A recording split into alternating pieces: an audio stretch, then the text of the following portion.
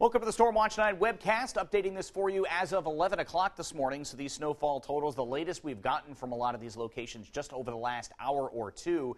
Jefferson seems to be the high number at this moment with 18 inches of snow, and it was still snowing heavily up in that direction, as well as areas up through the ski regions. Beyond that, we're looking at a general 6 to as much as 15 inches of snow elsewhere, from Intervale through Rochester, New London up over a foot, Walpole at an even foot, Danbury also at a foot of snow, Sunapee at 11, Manchester officially at 9 inches of snow.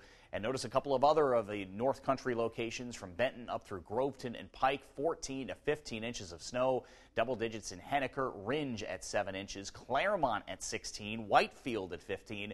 Western and northern spots essentially picking up the most from this system, while we also have the gusty winds to go on as well. Some of the ski areas picking up as much as 15 to 21 inches of snow from Brenton Woods up through Cannon Mountain, and it continues to snow in that direction. An additional 1 to 3 inches of accumulation up in the White Mountains and the Great North Woods, and maybe an additional inch in some southeastern areas as the area of low pressure finally moves away. This is eventually going to turn into a windstorm more than anything else, reducing visibilities through this afternoon and this evening, causing some really cold wind chills.